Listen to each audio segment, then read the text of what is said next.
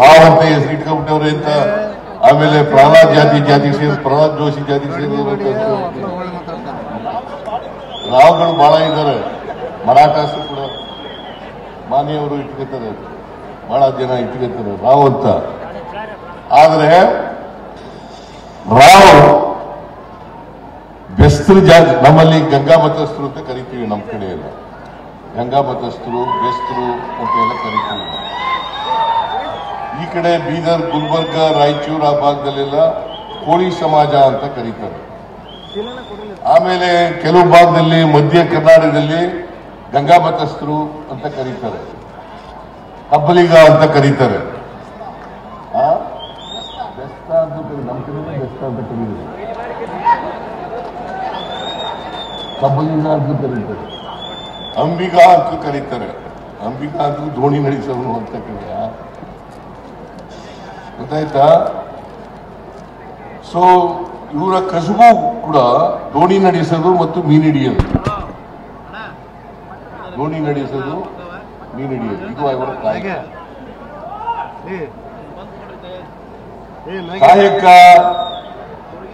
ಎಲ್ಲ ಜನರು ಕೂಡ ಕಾಯಕ ಮಾಡಬೇಕು ಅಂತ ಬಸವಾದಿ ಶರಣರು ಹೇಳುದು. ಕಾಯಕ ಮಾಡಬೇಕು, ಕಾಯಕ ಮಾಡದೆ ಯಾರು ಕೂಡ ಬದುಕಬಾರದು. ಕಾಯಕ ಮಾಡದೇನೆ ಇನ್ನೊಬ್ರು ಕಾಯಕ ಮಾಡಿ ಉತ್ಪಾದನೆ ಮಾಡೋದನ್ನ ಅನುಭವಿಸ್ಕೊಂಡು ಇರಬಾರದು.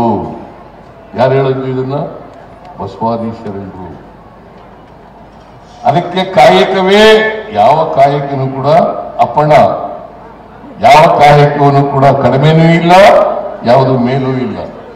ಗೊತ್ತಾಯ್ತಾ? ಕಾಯಕವೇ ಕೈಲಾಸ ಅಂತ ಹೇಳಿದ್ರು. ಕಾಯಕವೇ ಕೈಲಾಸ. ಅದರಿಂದ ಕಾಯಕ ಮಾಡಿ ಇಡೀ ಸಮಾಜಕ್ಕೆ ಬದುಕಲಿಕ್ಕೆ ಆಶ್ರಯ ಕೊಡ್ತಕ್ಕಂಥದ್ದು. ಕಾಯಕ ಮಾಡ್ತಕ್ಕಂಥವ್ರು ಇದಾರಲ್ಲ, ಅವನು ರೈತ ಇರಲಿ, ಬೆಸ್ತ ಇರಲಿ, ಕುರುಬ ಇರಲಿ, ಅಥವಾ ಇನ್ನೊಬ್ಬ ಮಡಿವಾಳ ಇರಲಿ, ಅಪ್ಪಣ್ಣ ಜಾತಿಗೆ ಸೇರಿದವರು ಇರಲಿ, ಯಾವುದೇ ಜಾತಿಗೆ ಸೇರಿರಲಿ, ಜಾತಿ ನಾವು ಮಾಡ್ಕೊಂಡಿರೋದಲ್ಲ. ನಾವು ಮಾಡ್ಕೊಂಡಿದ್ದೇವೆ ಜಾತಿನ? ಸ್ವಾರ್ಥಿಗಳು ಮಾಡಿಟ್ಬಿಡೋದು ಜಾತಿನ. ಗೊತ್ತಾಯ್ತೇನಪ್ಪ? ಜಾತಿ ನಾವ್ಯಾರು ಮಾಡಲಿಲ್ಲ.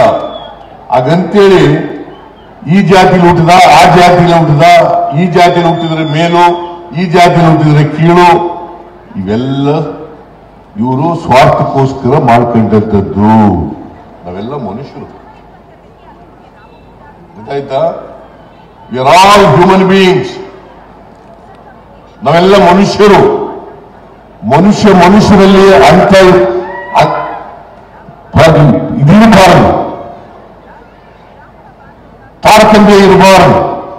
ಮನುಷ್ಯರಲ್ಲಿ ತಾರತಮ್ಯ ಇರಬಾರದು.